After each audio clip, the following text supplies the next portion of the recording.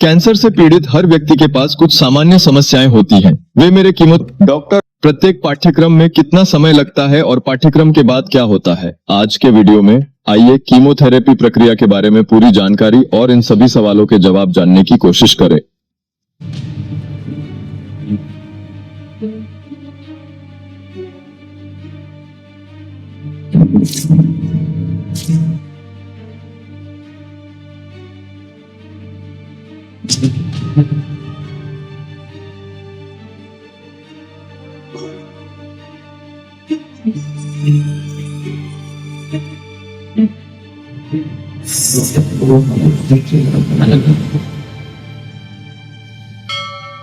उपचार का एक कोर्स कैंसर कोशिकाओं को पूरी तरह नष्ट करने और सामान्य कोशिकाओं को ठीक करने के लिए एक निश्चित समय अंतराल में कई दवाओं की एक निर्धारित मात्रा का नियमित प्रशासन होता है। यह कोर्स एक साइकिल के आधार पर चलता है, जिससे कीमोथेरेपी की अवधारणा को समझा जा सकता है।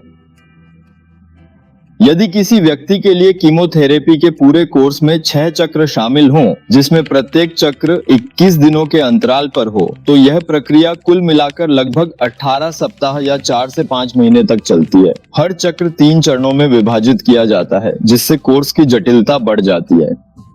प्रथम चरण और प्रशासन चरण या प्रशासन के दौरान चरण, पुनर्प्राप्ति चरण या आराम चरण के लिए 3 तैयारी चरण, बाहर X चक्र यानी अगले चक्र के लिए तैयारी या प्रशासन चरण की तैयारी। इस चरण में रोगी अस्पताल या दिन देखभाल केंद्र से दवा लेता है। ये दवाएं अंतःशिरा या मौखिक रूप से दी जा सकती हैं।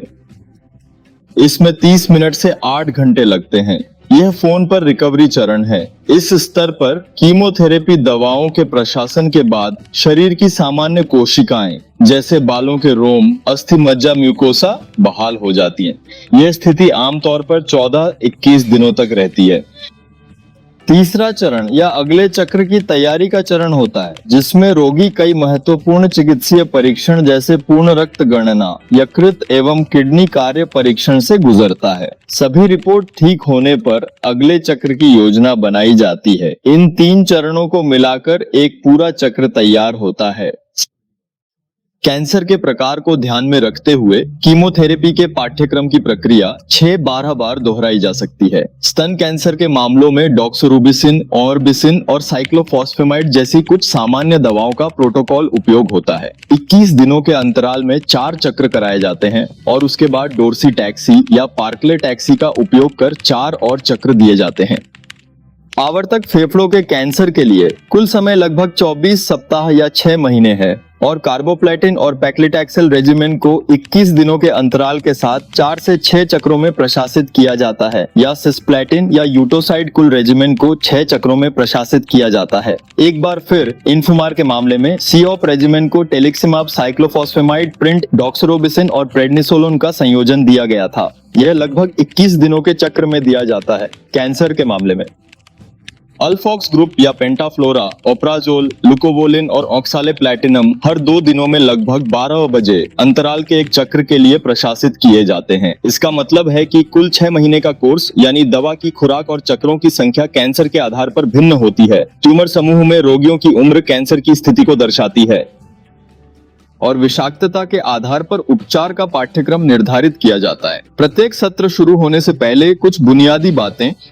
प्रारंभिक जांच या परीक्षण करना, ये पूरे रक्त गिनती, यकृत समारोह परीक्षण, किडनी समारोह परीक्षण या किसी भी संक्रमण, बुखार या न्यूट्रोपेनिया का इतिहास है। इस प्रक्रिया को औषधीय संशोधन या संशोधन कहा जाता है।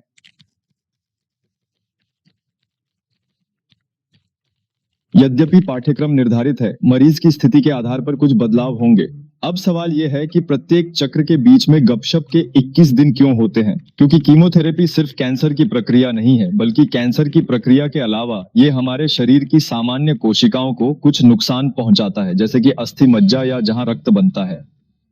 उपलब्ध कराने के लिए निलंबन है। इस अवधि के दौरान रोगी के शरीर में रक्त शंकु का पुनर्निर्माण होता है और रोगी अपनी ऊर्जा हासिल करता है और अगली खुराक या चक्र लेने के लिए तैयार होता है। प्रत्येक चक्र के दौरान रोगी के शरीर में कुछ देखा जाता है, यह रक्त की मात्रा है। दोनों वजन और हाइड्रेशन स्थिति, पैनल किडनी समारोह या यकृत समारोह के लिए कोई साइड इफेक्ट या साइड इफेक्ट हैं। उदाहरण के लिए उल्टी, मुंह के अल्सर और बालों का झड़ना अक्सर सहायक दवा के रूप में उपयोग किया जाता है। यदि रक्त कोशिकाओं की कमी होती है तो भराव चबाना या पेग भराव चबाना, और यदि उल्टी अत्यधिक होती है तो एंटी एमेटिक दवाएं जैसे ऑन्डनसेट्रॉन का उपयोग किया जाता है। यदि मुंह में अल्सर या अल्सर होता है तो माउथवॉश का उपयोग करने की सलाह दी जाती है। रोगी की सुरक्षा सुनिश्चित करने के लिए यह निगरानी प्रत्येक चक्र से पहले और बाद में की जाती है। अब सवाल यह है कि कीमोथेरेपी समाप्त होने के बाद क्या करना है, और जब कीमोथेरेपी का कोर्स समाप्त हो जाता है तो रोगी को अक्सर उपचार पूरा कहा जाता है। हर दूसरे महीने या 30 दिनों में जांच करें।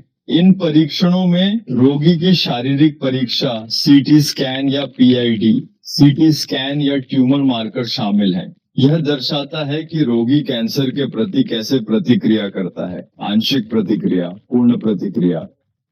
कीमोथेरेपी का कोर्स आमतौर पर लंबा होता है, चाहे वह बस स्टेशन की बीमारी हो या नहीं। इस मामले में रोगी के मानसिक स्वास्थ्य को बनाए रखना बहुत महत्वपूर्ण है। इस दौरान कई लोग निराश हो जाते हैं। प्रत्येक बाइक पूरा करने का मतलब कैंसर को हराने के लिए 8 मिनट और 0 सेकंड है।